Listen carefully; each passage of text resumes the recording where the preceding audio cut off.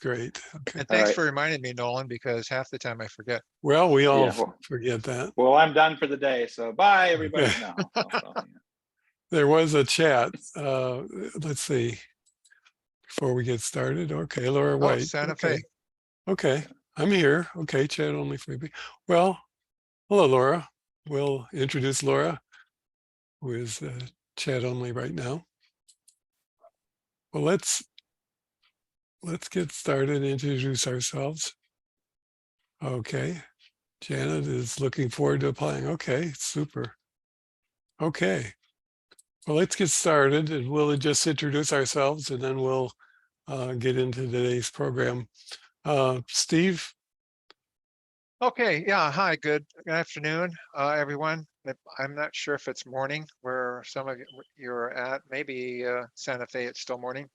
My name's Steve Fenton and I work with Mike and Nolan on looking forward to seeing all of you, hopefully, next month at the All Grantee meeting. We'll talk a little bit more about that in a little bit. Yeah, I'm Mike Sedu, the facilitator today. I'm with also HMTRI. Nolan.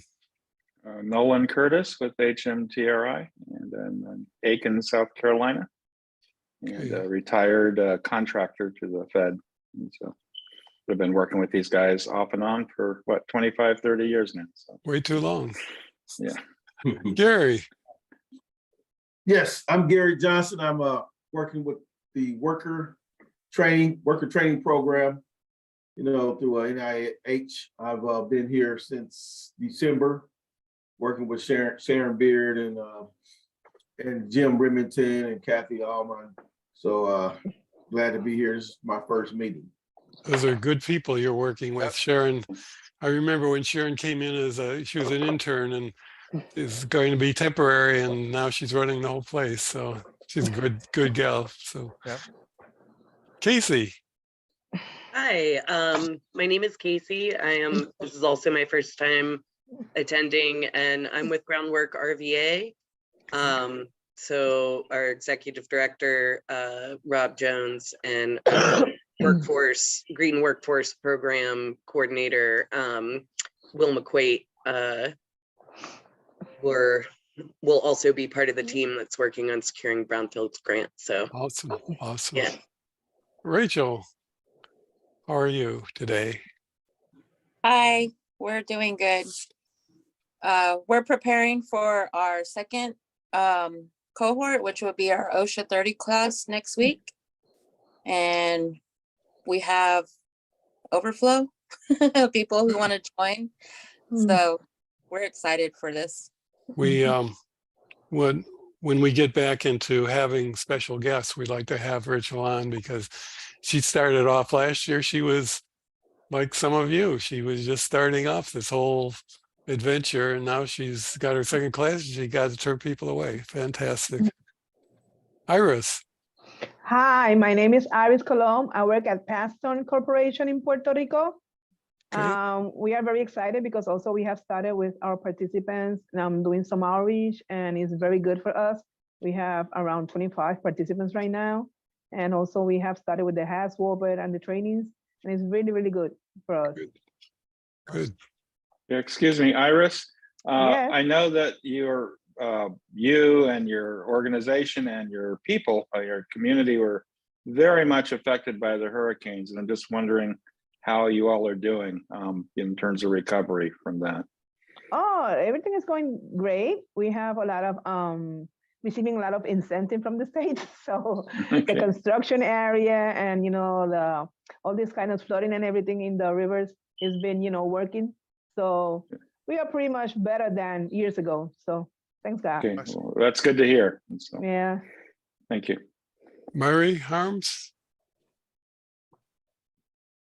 I'm sure I butchered your name. Oh, your audio is out there. Okay, click your audio. Can you hear me now? There we go. Yes. There we go. Yes. Sorry about that. Every time I switch to Zoom, it changes. I'm Yori Harms, and I'm the Uranium Mine Reclamation Coordinator at New Mexico Environment Department. And I'm part of the Office of Strategic Initiatives, and I'm just here kind of exploring if the brownfields program is something we could take on.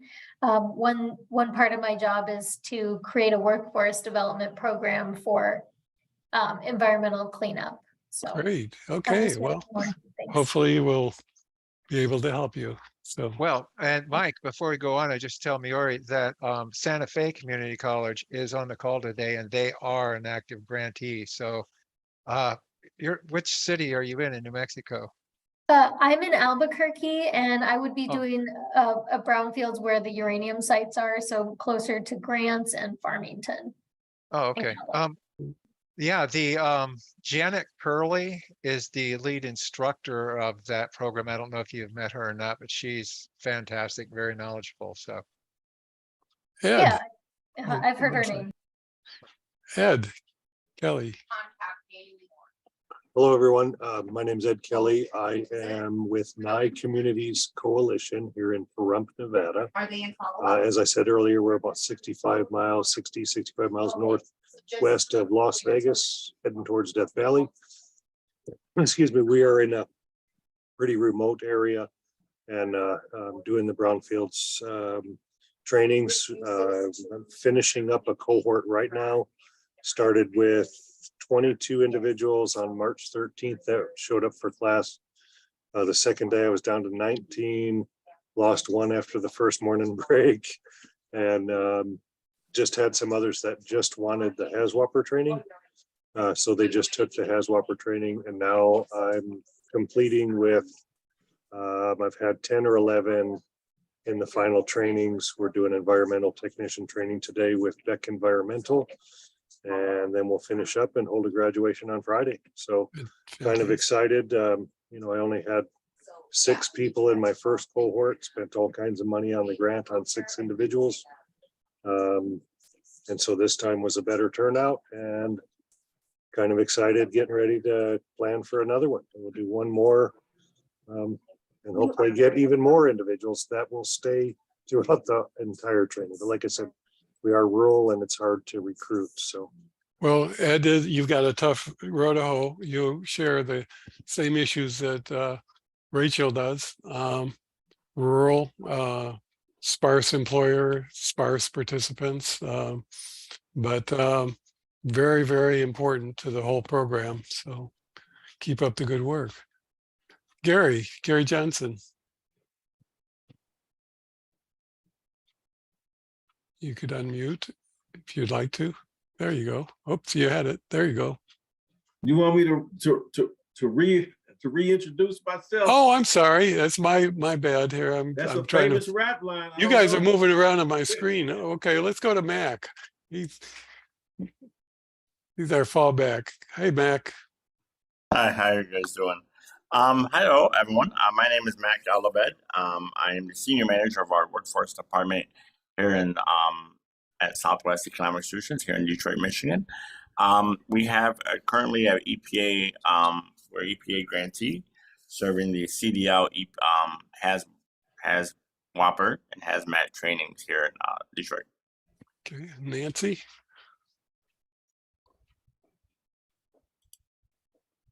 Hi, I'm Nancy Shannon. I'm a Brownfields Project Officer with EPA Region 3. Oh, great. Thanks. Thanks for coming, Nancy. Laura. Laura White. We'll see if you can unmute, and if not, we'll come back to you. Katie Cameron. Oh, hi, everyone. Okay, Grants Director, Laura White. Okay. Hi Welcome. there. I'm Katie Cameron from Youth Build Louisville. We are a hopeful grantee. We'll be applying again this year. Awesome. Very good. Well, I hope we can help you. Lois. Hi, I'm Lois Ellis from Canton, Ohio. Still learning. Good. And thanks for the invite for the HMTRI in Alexandria. Fantastic. David Canto. Yes, hello. I'm David Cantu with the City of San Rosario, and I also work with Rio Grande Council of Governments. We're just trying to learn as much as we can about this opportunity. Great. And did I miss anyone? that would- Oh, Mike, but Laura's communication is not working, and Okay. she's the grants director for Santa Fe Community College. Oh, great. Okay. For those of you, and we have some new people, I want to make sure that you're on the PLC list. So if you could send me your contact information, it's msenew@gmail.com. We could put it, we'll put it in the chat. MSENEW, Michael Senew, msenew@gmail.com. By signing up, you'll get a lot more than what we'll be able to talk about today. We'll have all the links. It'll have all the invites. It'll have a lot more supplemental information than we could cover in this time that we have together. So if you get on the list, we'll make sure you get invites to all of the PLCs and the all grantee meeting. And we'll be talking about that today. We just basically want to get you in on the loop. So sign up when you have a chance, and we'll make sure, again, I'll put the email in the chat so you'll have that, and just send it in. Everyone else, if you're signed up, you'll get notes and a recording, links to the recording at our toolbox, brownfields-toolbox.org. That'll be up in about a week, but by next Tuesday, you'll have the notes to this meeting, and we'll give you announcements to the next one, which we'll talk about in just a second. So with that, let me turn it over to Steve, and he'll go through some of the announcements that some of you may have heard, but are very important. Steve. All right. Thanks, Mike, and good afternoon, morning again, everyone. First thing I'd like to start off with is the all grantee meeting, which is fast approaching in May, the 24th and 25th at the Hilton Alexandria Old Town in Alexandria, Virginia. And I noticed, looking at your names, there's a number of you that have recently registered and also gotten rooms. So appreciate that. And if you haven't, please consider doing so fairly soon, because we may have to cap this at some point in time, and you don't want to be left out. Some of the topics we're going to cover, just to give you a kind of a heads up, still working on fine tuning the agenda, but we'll probably be sending one out, even a rough draft one here fairly soon. But we're going to be covering grants management for federal regulations impacting brownfield program implementation, grantee partnership, employers advisory boards, social services, working with WIBs and trainer resources. We're also going to be looking at challenges and minefields for brownfield grantees, things like transportation, childcare, cultural/gender issues, and demographic disparities. You know, a lot of those things that impact programs. We're also going to cover the EJ tool, locating demographic and environmental information when establishing your local target service areas. We're also going to have a presentation from ACRES, the ACRES tool from the brownfield job training grantees. Their sessions are usually always well attended.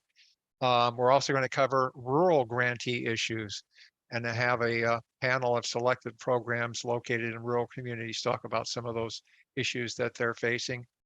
Also, tips and strategies for recruiting, screening, assessing populations, successful recruiting strategies for brownfield job training grantees, and also working with diverse populations, including returning citizens, temporary housing for homeless applicants, et cetera. A number of diverse populations. We're going to be talking about that as well. Plus, we're going to have networking lunches, briefings from breakout sessions, open forums, plenty of opportunities to meet and network. That's one of the values of this workshop. People always say is the networking opportunities they get. Not only will you have opportunities to meet and talk with your brownfield job training coordinators from EPA, but also folks from around the country.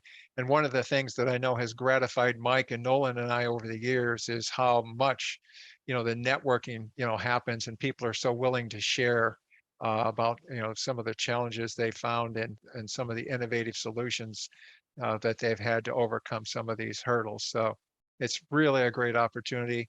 haven't had a in-person grantee meeting for a few years, so we're really looking forward to this one. And registrations are really, picking up. So again, if you haven't registered yet, consider doing so. We also have a room block that we have until May 2nd. At that point, we have to release it. So seriously, if you're looking at attending, you might want to register fairly soon and grab a room while they're still available. And I'll put, when I get off, I'll put in the chat a link to the conference registration and information on the hotel in case you want to, make a reservation. And they'll also be in the note, so you'll have those as well. Next thing I wanted to talk about was the Brownfield National Conference. Believe it or not, that's actually about 4 months away. And we usually have a number of folks attend from grantees that come. HMTRI will have a booth there, and so we will be exhibiting, and it will be August 8th through 11th, 2023 in Detroit, Michigan. They still haven't announced the host hotel yet, but information will be included in that Mike sends out from the PLC notes that you might want to take a look at. That's an excellent conference and an opportunity for you to network as well. And also, this is probably the last chance for nominations for the Phoenix Awards program. And it is the premier awards program for brownfields redevelopment. And it will be announced, award winners will be announced at the national conference in Detroit. And so you can nominate someone, you can even nominate yourself, but nominations close on April 17th. So that's the Phoenix Awards nominations. And again, if you keep in mind, we are going to be there. So if you can't be, but if you would like us to market any of your materials, you can always let us know, or send them to us, and we would be happy to market your program for you if you can't come. And if you can come, feel free to step by the booth because we'll be there. Okay, a couple of questions that have come up from participants. One is, as we finalize community assessments and select a target community, are we required to inform the target community of our intention to apply for a brownfield job training grant as part of the application process? And while that's not required, applicants are strongly encouraged to work with neighboring groups in the proposed target community. Start early by attending town hall meetings, neighborhood advisory council meetings, church functions, other things within your jurisdiction there. Start early. Be prepared to discuss your intentions to apply for a EPA job training grant, and let them know you would appreciate community support. Community-based organizations can help with the application development process, including they might be able to help provide sources for non-environmental training that's not covered by the grant. That's those wraparound services that you hear us referring to all the time. They also might be able to help with in-kind contributions, including potential training facilities, possibly equipment, and maybe community awareness and recruitment assistance as well. So, as well as they might have some insight related to the local social, demographic, and economic conditions that would be helpful for your grant. So by all means, please stay in contact with them. Another question is, where can I find brownfield job training programs already funded by EPA who may be able to answer questions I have about the program? That's a very good question. And brownfield job training grantees have always showed a willingness to assist new grantees. Again, that's one of the things that Mike Nolan and I are always, marvel at. It's like awesome the way they're willing to help. And a good place to start is contacting your regional coordinator who's familiar with some of the current grantees in your region. We also maintain a contact list of all grantees for use. Essentially for employers, it's called a certified employee finder, but you can go on there and get contact information for all of the grantees. I'll put that link in the chat too when I get off here, and it will also be included in the notes. And then lastly, just kind of a tentative schedule of the PLCs coming up. Today, we're going to be looking at needs assessment. Nolan and Mike are going to kind of go through some of the assessments, the labor market assessment, and community assessments that are important to do. We're going to cover that today. In our next session on April 26th, we're going to go over partnership development. And then on May 10th, at the following PLC, we'll go over student recruitment and assessment, give you some ideas there. And then we'll we'll have a break on April 24th. It'll be the all grantee meeting in Alexandria, Virginia. So there'll be no PLC at that time. The PLC after that on June 7th will cover curriculum development and student retention. And on the 21st of June, it'll be placement and tracking. And then finally on July 5th, we'll cover tips to consider before the application submission. So that's kind of the process of how we're going to go through this. This schedule will be laid out in the notes that Mike sends out, this week. So you'll have it. If you didn't jot those down, you'll be getting a copy of that list. So that's kind of the schedule. Again, just let me close by saying the Brownfield all grantee meeting, if you're interested in participating, you might want to think about registering and then securing a room for, sooner rather than later, because it's we're getting a lot of attention. There's a lot of people signing up, and that, like I said, at some point we may have to, cap the numbers. So get in while you can. I would add, Steve, that it's everyone attending today is invited. If you're thinking of starting a program, you're invited. And also, the hotel for the 3 days are free. So you have to provide your own transportation and incidentals. But as far as the conference, it's free. As far as the hotel lodging at the Hilton in Alexandria, it's free. So if you're thinking of starting a program and you can get someone in your organization to take care of the transportation, it's a great opportunity, and all the instructions will be in the notes. Mike, that's a good point. We're also going to have 2 continental breakfasts and 2 working lunches included also as well. And as Mike said, you don't have to be a current grantee to attend. In fact, we've had a number of people who are considering applying, who have been attending these PLCs, who have signed up. So it's awesome. It's going to be a really good opportunity, for you again to like network with folks and find out more information. It's really a family, this group. You'll find out. I mean, we've got people that we've been working with for 25 years, and to see them turn around and to help these new grantees that come along is just really, it's really inspiring. So okay, with that, I'm going to turn it over to my esteemed colleague Nolan Curtis, who's going to talk about establishing community needs. Nolan? Okay. Good afternoon and welcome and thank you. I'm going to give a broad overview brief for community and labor market assessments, and then Mike will follow up with more detail on each. But as we go through this process of grant cycle, there are a few things that were what we call the long poles in the tent. And so things you need to get started on right away or establishing if you are thinking about having a grant, because these just take more time than some of the other things, and you'll need to do them in order to be able to actually fill out the application correctly. So in terms of establishing community need, there's a community and labor market assessments, and these highly impact the success or failure of a brownfields job training program. In the end, the effectiveness, reputation, and credibility of a training program is determined by student retention and graduate placement. So you have to look to what's the outcome that we're trying for. So this isn't a level of effort grade.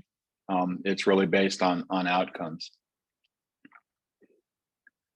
Likewise, a lack of community support eventually strangles recruitment efforts, resulting in apathetic participants neither motivated nor committed to establishing an environmental career.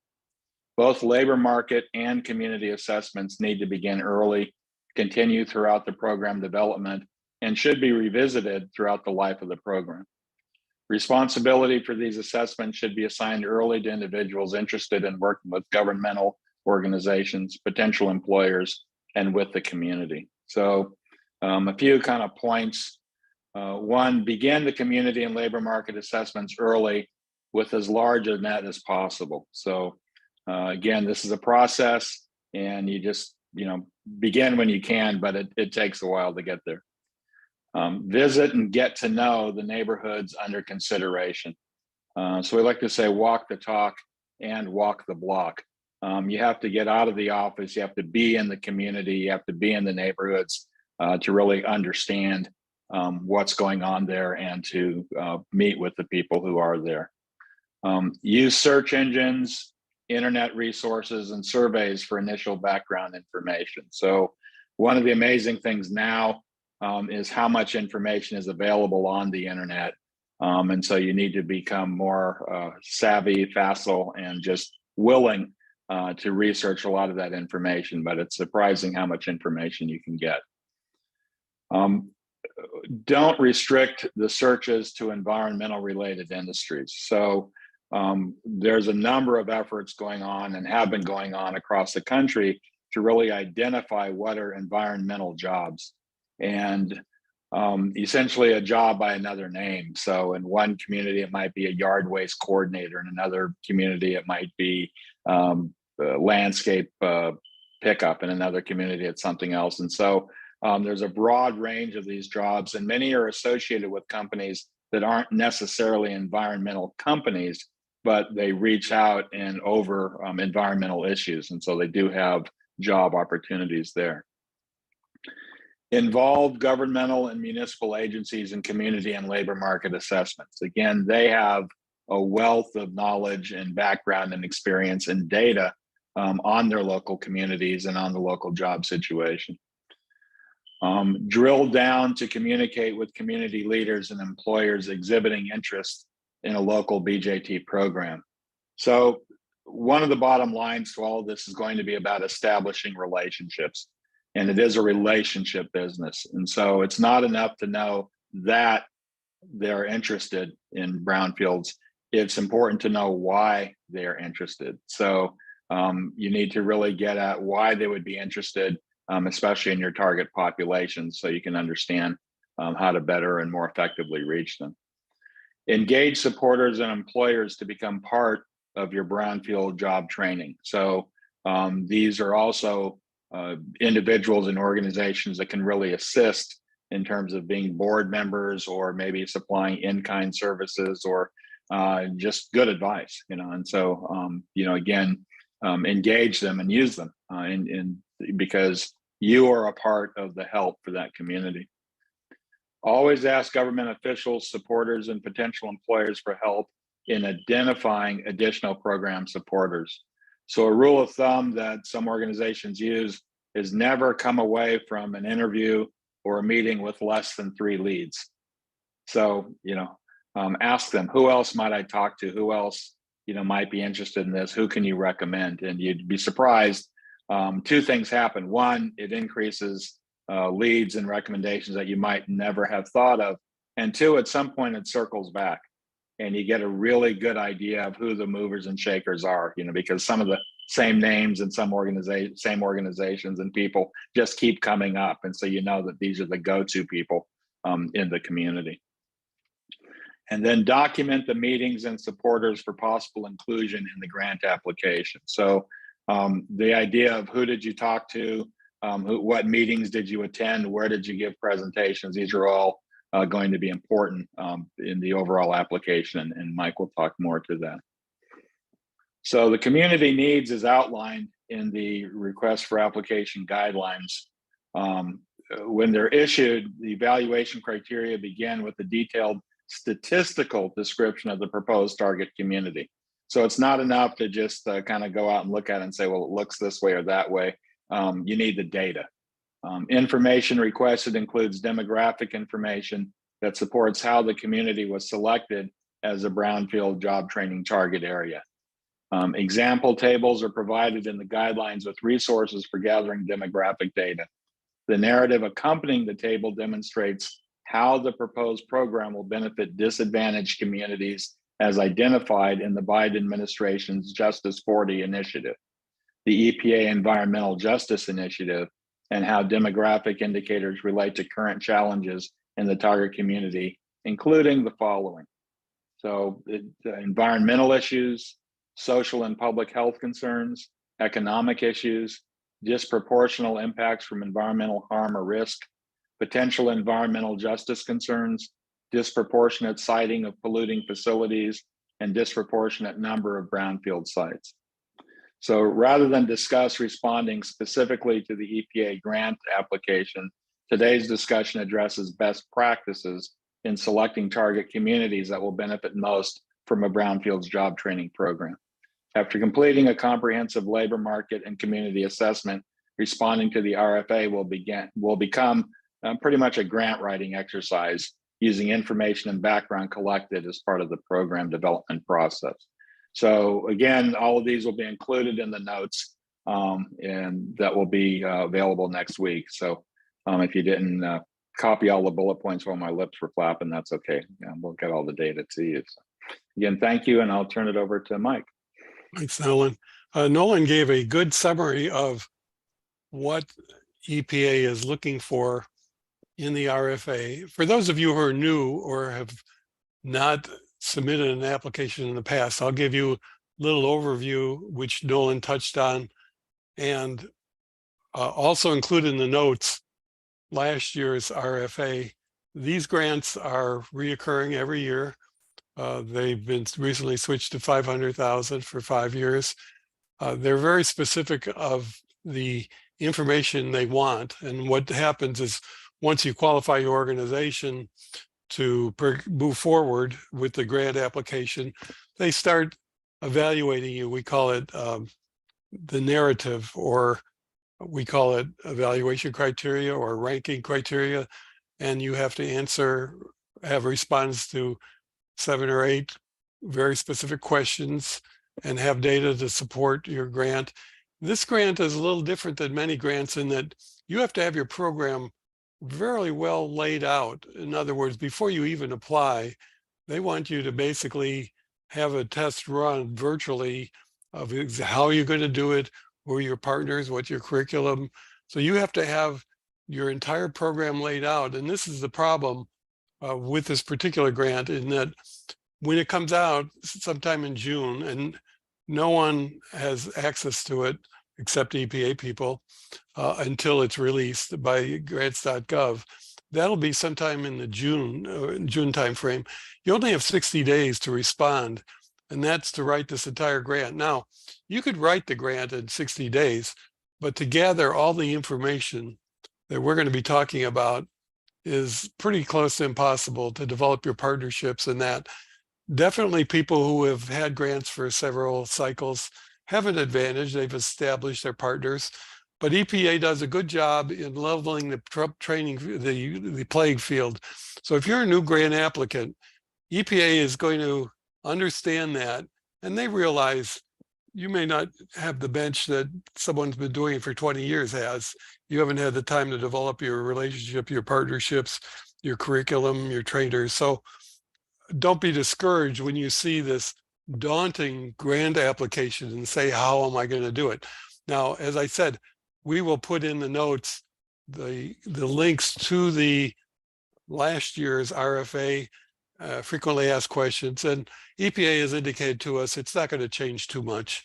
There may be the way they evaluated, they assign points to each of the evaluation criteria, and they try to do it as objectively as they can. They sum them up and they give you a total score, and then they have other considerations, how new you were, your geographical location, if there's special situations in your target community, and then they'll come up with a subjective, objective ranking of the proposals, and they'll take all the money they have and they'll give it out. The 500,000 essentially per grantee.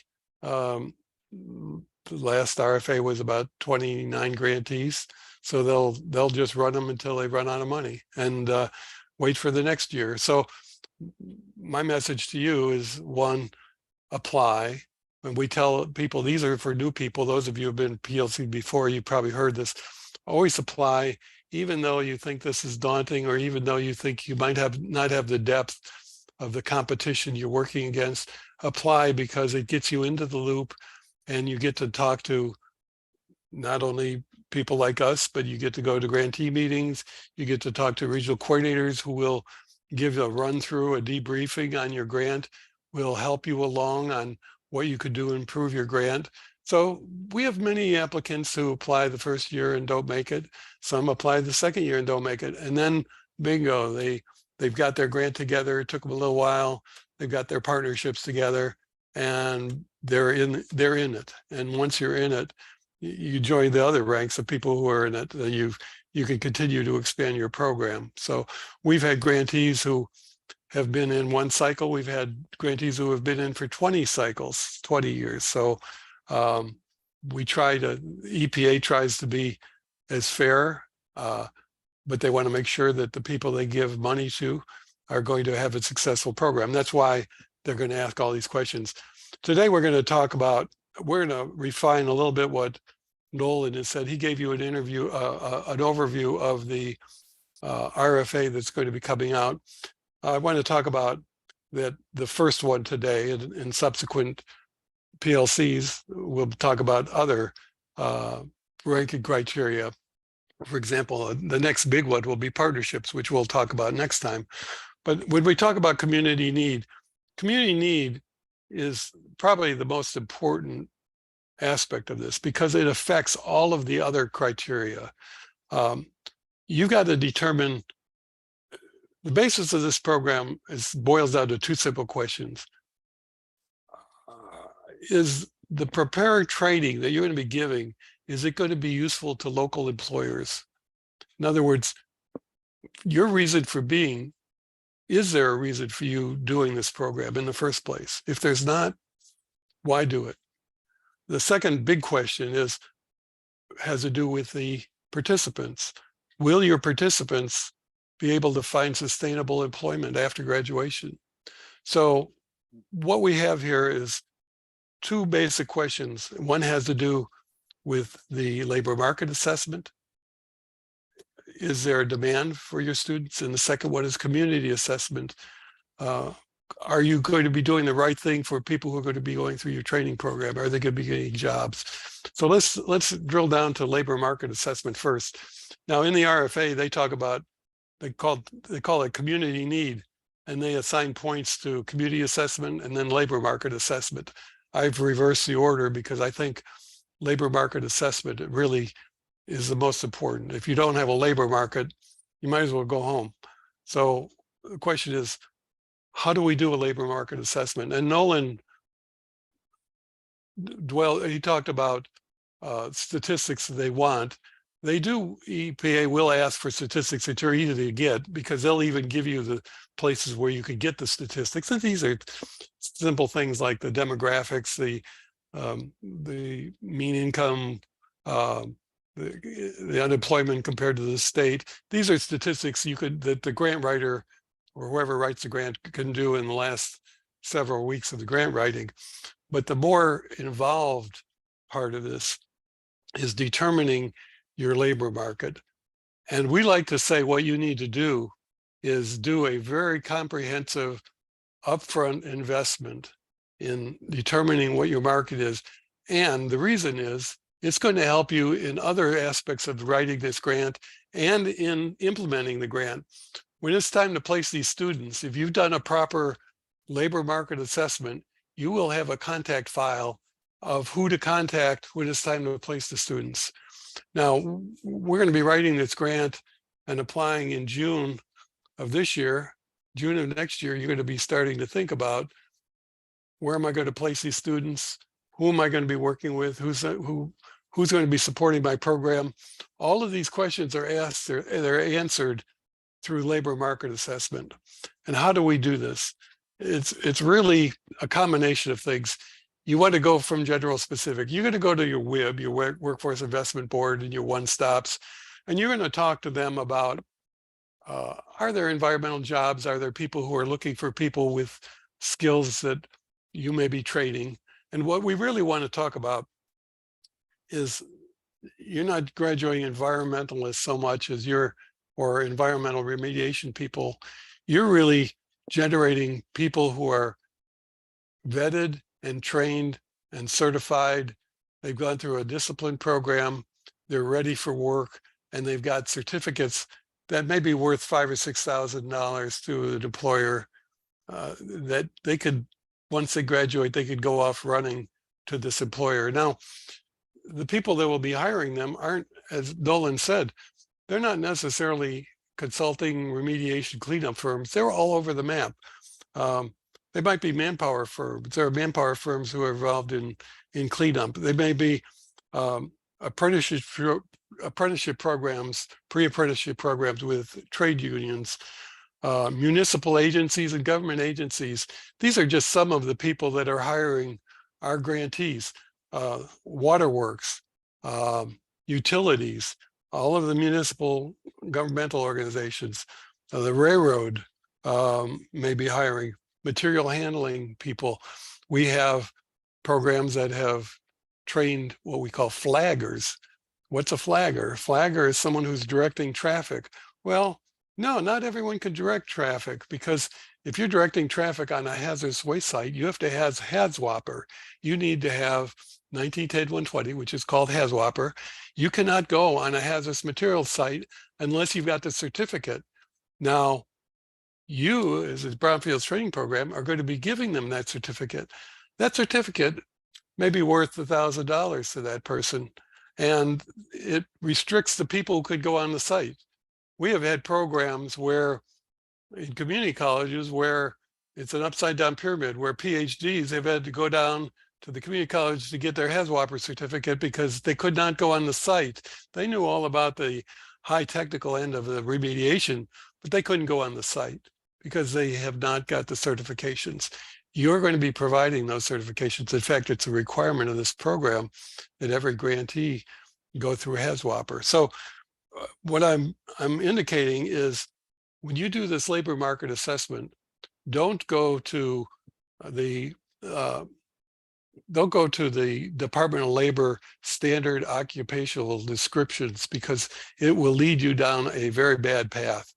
It's too generic and it doesn't cover everything. You really need to look at industries and employers who would hire people who may need the certifications that you're going to be providing your students.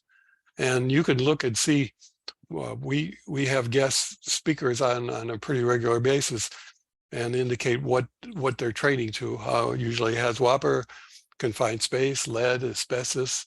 They may be doing a number of others depending on the local environmental situation or economic situation.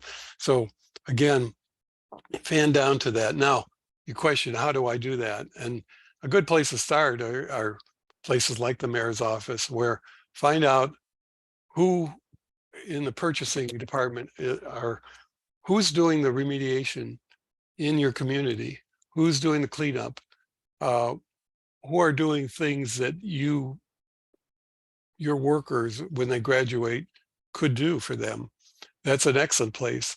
Of course, you want to talk to the WIB and see what they say about industries in their area, scrap yards, recycling facilities.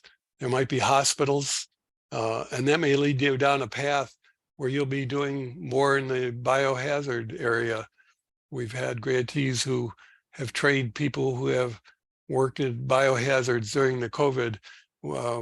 Actually, one of our grantees they were decontaminating buses. They were certified. They were able to go in and work for the city to decontaminate buses during COVID. So there, as I said, it's a broad spectrum of where the labor market is. And what you want to do is establish that there is one, and you want to find out who you would contact.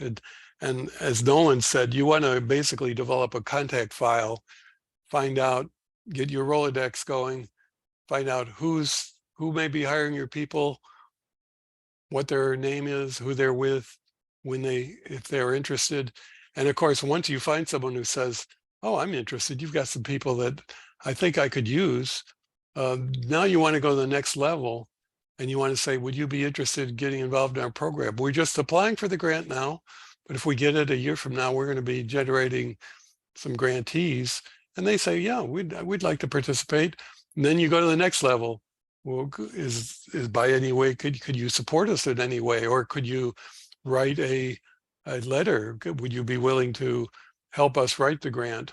And then you want to move them towards, as Nolan said, move them towards the advisory board. So our best grantees have a handful of go-to people who are hiring multiple graduates.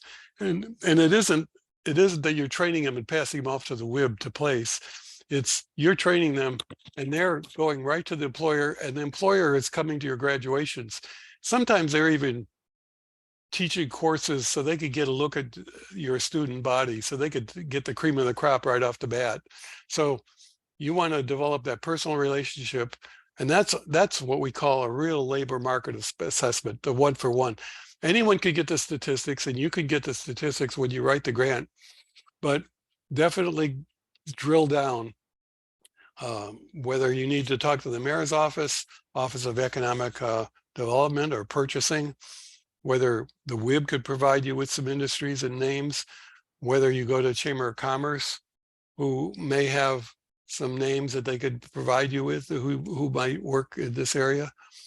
Again, very, very direct contact. And as Nolan said, always, whenever you have these meetings, when you have them, you could send out surveys, but the surveys aren't going to be, even on the grant application, they will not even come close to your personal direct contact. And when you develop your grant proposal and they ask for what's your strategy for labor market assessment, you don't want to put down surveys. You could put down surveys, but you want to say, no, we went directly to these employers that would hire the credentials that our students will have when they graduate. And we're going to be using these labor market assessments in developing our curriculum, which we'll talk about later, in developing our placement strategy when we start graduating students. So you're beginning to see how this labor market assessment kind of flows through the entire grant. It may influence your curriculum. You may come across someone. We had a tank manufacturer, this was in California, and they came along and said, oh, by the way, we'll hire all of your students if they have this particular curriculum. And of course, our grantee said, okay, we could include that, confined space. We could do these hazardous materials, confined space, lead paint. This works for you, it works for us. This is not uncommon. In Detroit, for example, when we had a grantee who was working very closely with the city there, it turned out that they were able to get into the mayor's office, and the mayor had a meeting with local contractors or remediation contractors. And again, the issue came up. Well, if you have this particular curriculum and these certifications, we will certainly look at your grantees. So this is the type of thing, and you could begin to see how this takes time to generate this. It's going to take more than 60 days, obviously. So you want to start that like now and start ferreting out your labor market assessment, start to figure out what it's going to be like. Now, when we do a labor market assessment, it could be larger than a target community. That second thing is what we talk about community assessment. So we divide this community need into labor market assessment to see if there's a need, community assessment to see what community we want to concentrate our training in. Now, when we talk about target communities, and that word's used a lot, this is a target community is basically where you're going to focus your training in this community. It doesn't mean that people can't come from other communities and get your training, but it does mean that you're going to kind of focus your training to suit this community. And EPA wants to know, what is that community and what is it like? And of course, this is part of an EJ effort, environmental justice effort, and they would like to see that this community is impacted by economic disincentives, health disparities, environmental contamination. They would like to know what is your primary area. Now, when you talk about community assessment and what communities I'm going to train in, they give you wide latitude. It could be a city, it could be a county, it could be a rural community as Rachel's community. It could be a census tract. It could be very small. It could be a redevelopment zone or a watershed. But you could define whatever community you want. It needs to be in an environmental justice community. Now, what is the environmental justice community? And that's a very interesting question, because we see a lot of money in this administration going towards environmental justice. Some of you may have heard about Justice 40, where President Biden said, if we're going to do climate and environment, 40% of those funds are going to go to environmental justice communities. EPA has been working on this for years, defining what is an environmental justice community, and they have developed what we call EJ Screen. I'll talk about that shortly. But what you want to do is you want to try to find out, what kind of community am I going to train in primarily? Now, when you're thinking of doing this, you obviously don't want to put it in a very high-end community, or you may want to put it in a community where your students are going to get to that community easily. It would be nice if you trained in that community. For example, if you were trading if your headquarters were in the eastern suburbs and you were going to train in the western or southern part of town, you may want to think about that and say, oh, okay, we're gonna train. The really need here is in the southwestern part of the city, and we're going to look at these census tracts, and we're going to find whether it's a community center or some sort of partner that will donate their facilities. We're going to do the training in the community. So this becomes one great big jigsaw puzzle. You want to find a community where you could train, ideally, so they don't have to take 3 buses to get to training. You want to find a community that really appreciates you coming to their community. You've got to find a community that has a definite need. A good place to look when you're looking at this 30,000 foot general view at this point in time is look and see where the brownfields are. In fact, go to the mayor's office and talk to find out, or to the brownfields tab, which we refer to often.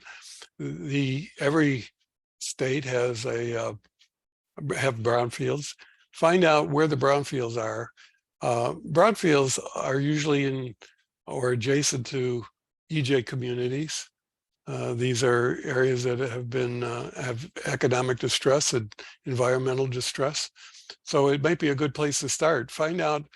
You want to also find out where other nonprofits are working. For example, if there are a lot of nonprofits on the west side of your city, why are you going to the east side of the city?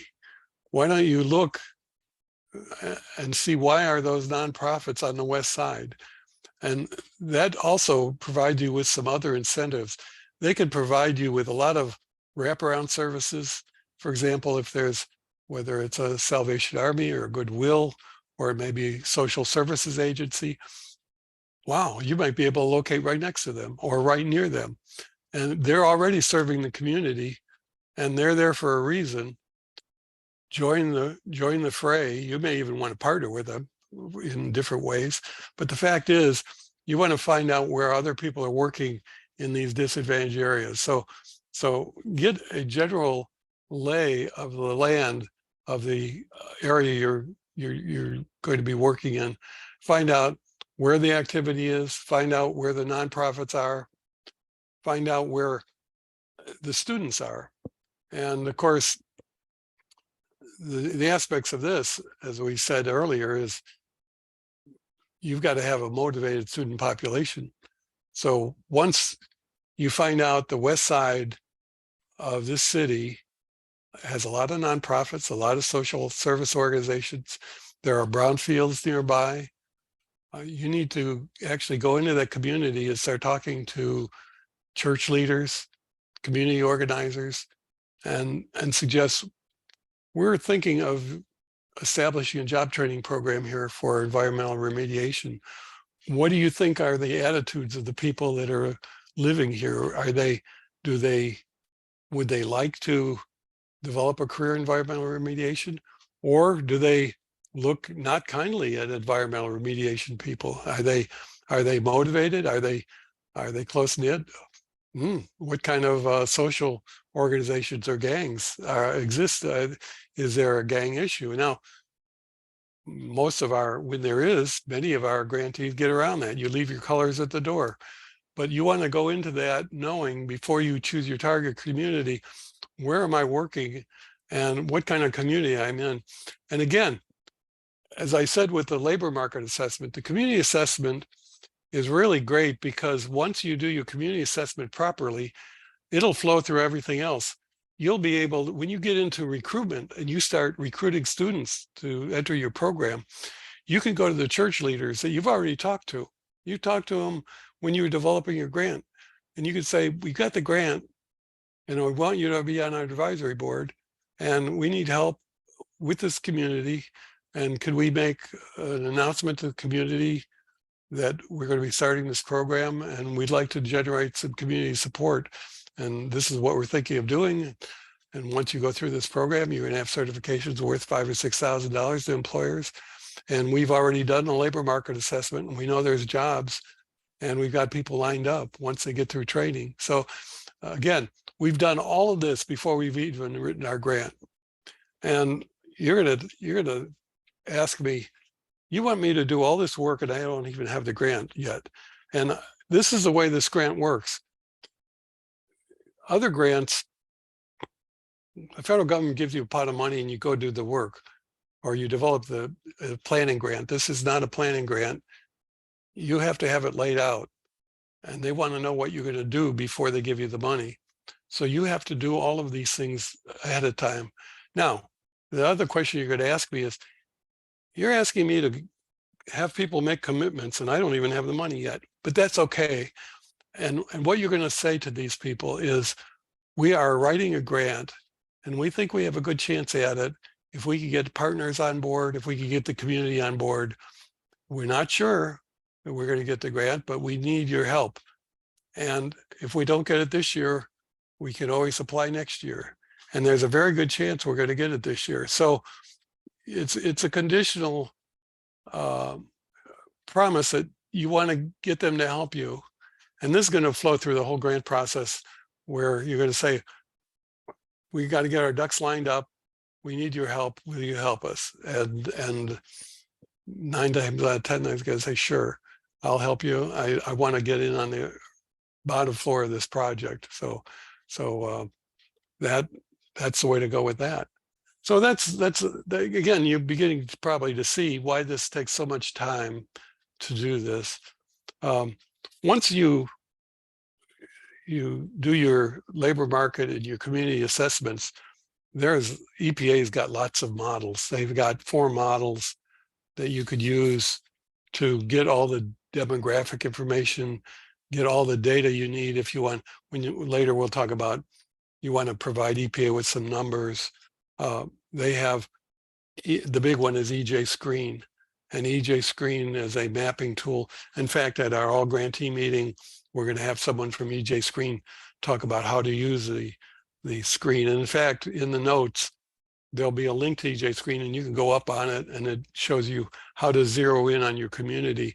And it provides you all kinds of information on demographics. If you need to get the census tract, it gives you that. Gives you all sorts of information, the types of pollution they have in that area. It's been in the works at EPA for many years and been pretty well refined. So the big model that you could use once you start honing in on a community is going to EJ Screen. And when you read the notes, you'll be able to go onto it. and play around with it. And this is a good time to do that. So you'll be familiar with it. There's another very good mapping tool that EPA has called Cleanups in My Community. That's very similar to EJ Screen. They're both done about the same time. Cleanups in My Community might even be a little older. It talks about locations of hazardous waste sites, where they're located, provides grant information if they have a brownfields cleanup grant. It talks about the pollution sources in that area. So that's another thing that you may want to go into when you start talking about labor market assessment, or where you may want to locate your community, your target community.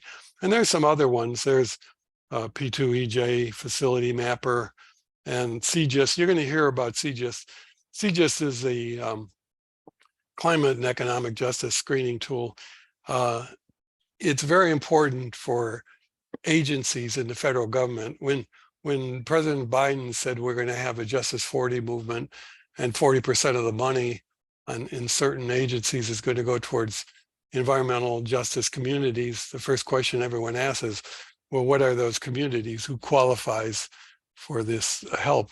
And of course, Office of CEQ, part of the executive branch, had to come up with a model. So they've been developing a model that they call CGIS. It's not for purpose of the writing of this grant. You'll hear about it, and I just wanted to mention it, but for the purpose of this grant, EJ Screen and Cleanups in My Community will give you all of the information you would need when you start writing this grant, in terms of the community you're going to be working in, the pollution source that are nearby, potential brownfield sites, and the like. So as I said, all these things will be in the notes, and we'll be talking about these things also maybe in more detail at the all grantee meeting in May. So to sum up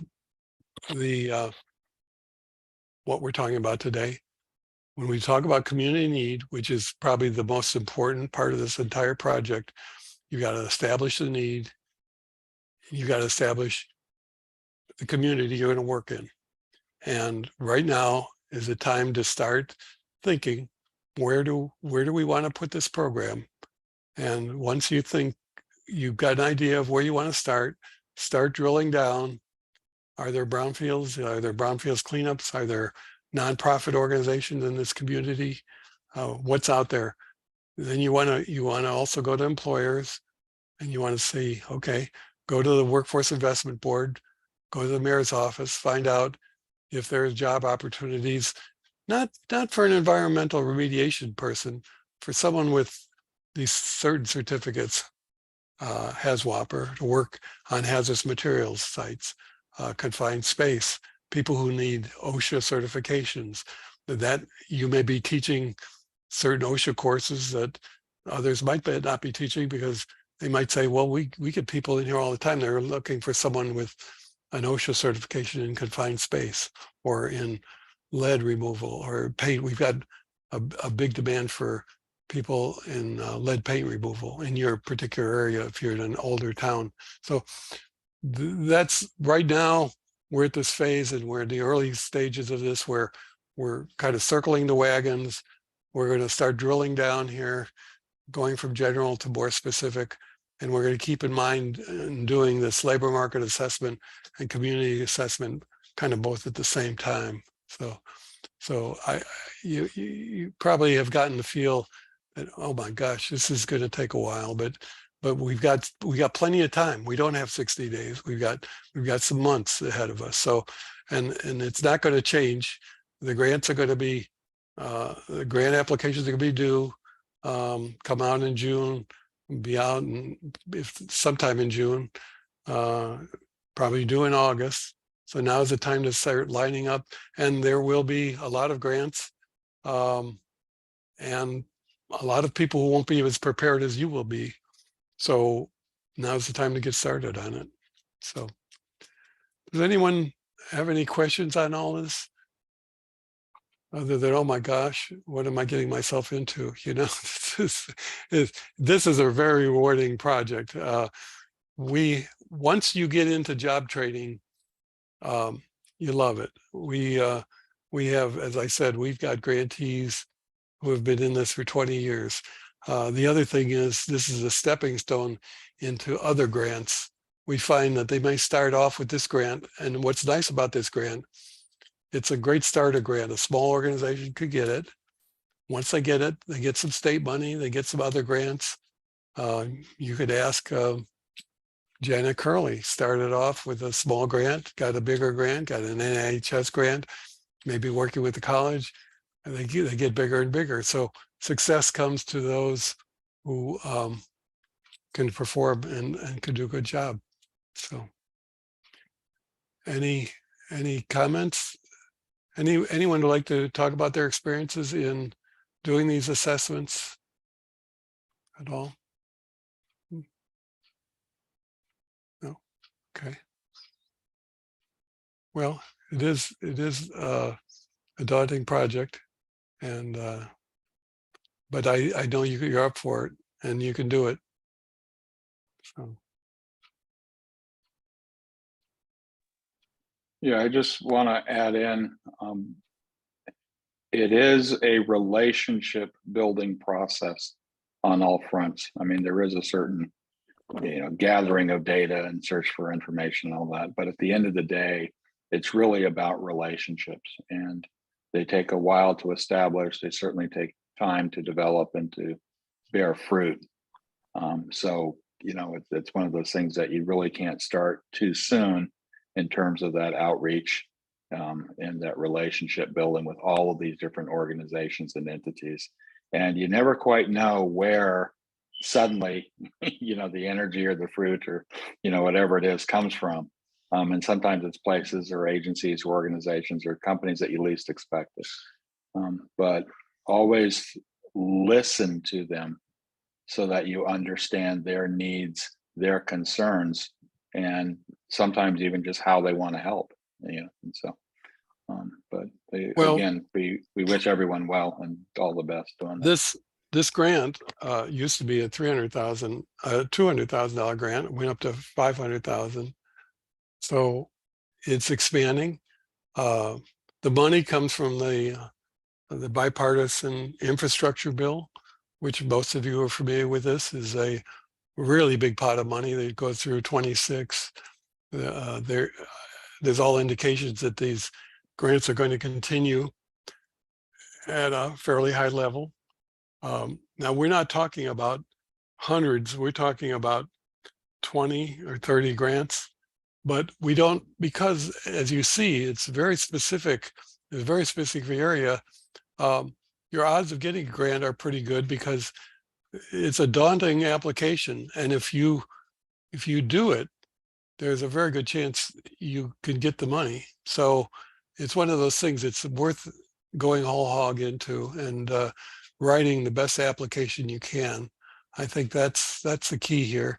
It's not like we've got an agency like Department of Labor where we got $5 billion and we're going to throw this money out and everybody and their brother is going to apply for that. They may have, because it's 500,000, they'll get some applicants, but they'll screen them really fast in the first part of this grant application. And they'll know who's serious about it, who's not.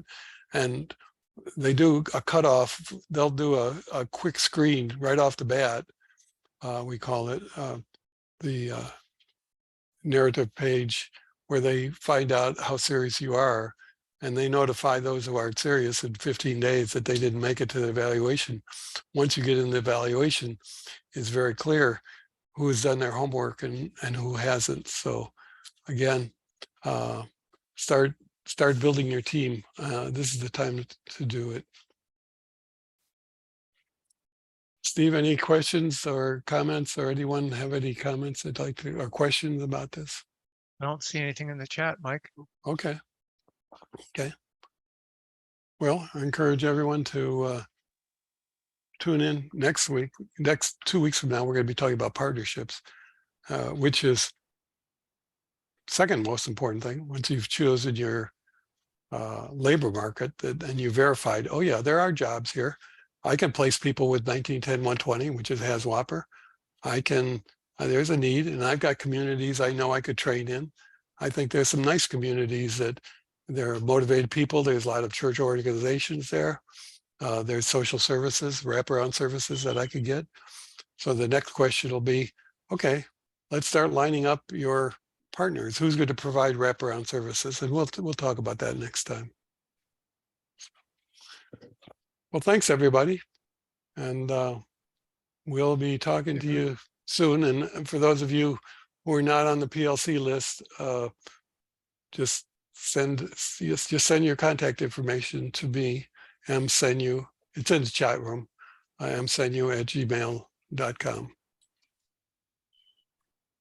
Okay, thank you. Okay, thank you. Thanks, everyone.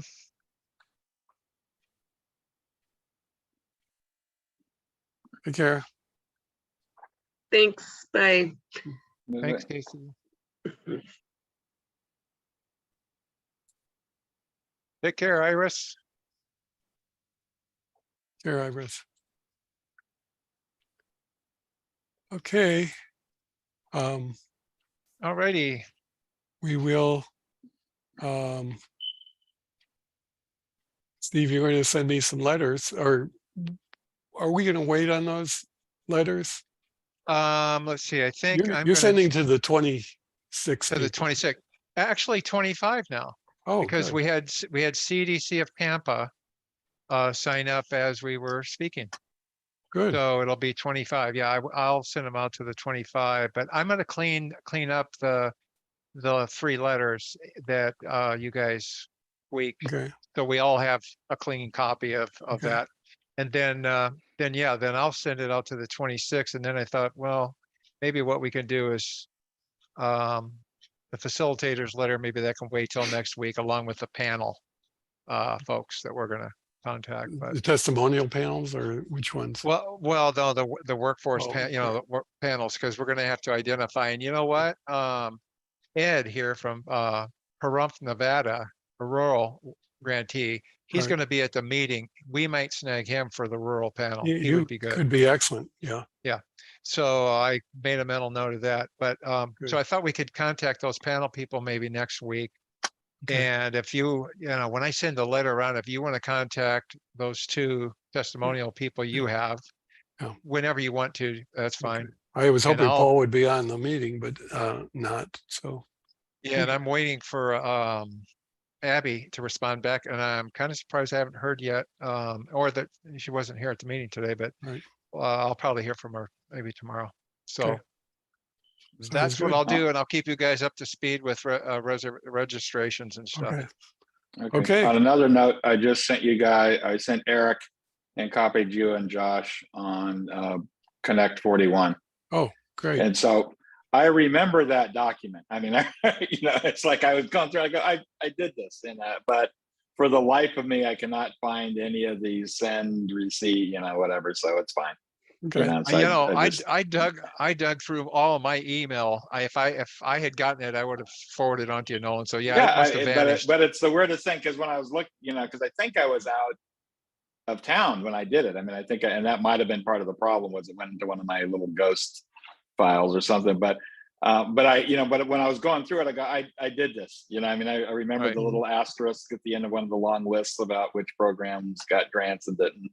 And I go, okay, this is, and so anyway, it's there, and I think I labeled it as March, or not. I'm sorry, January. So it's labeled as 41 January 2023. So Okay.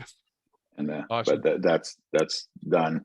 Okay. So all right. Well, good. I got some good meeting. changes. I got a few changes on this, and I'll Forward it try to to send me. it. I'll support to both of you, and then Yeah. we'll go Okay. from there. Okay. And I'll get it Yeah. off to Nolan pretty quickly, because I'll Okay. be able to do it. The only Okay. big hiccup for me is going to be Friday, Okay. but Yeah. I might be able to get to it beforehand, Okay. depending on when I get it. Sounds good. All right, Okay. all right, See you guys, good guys. job. And I'll Okay. try to think of some great action shots There you go. of people doing assessments. Okay. Awesome. I have no idea what that's going to look like. Okay. All right. See y'all. Katie and Gary, see you later. See you later. Yeah.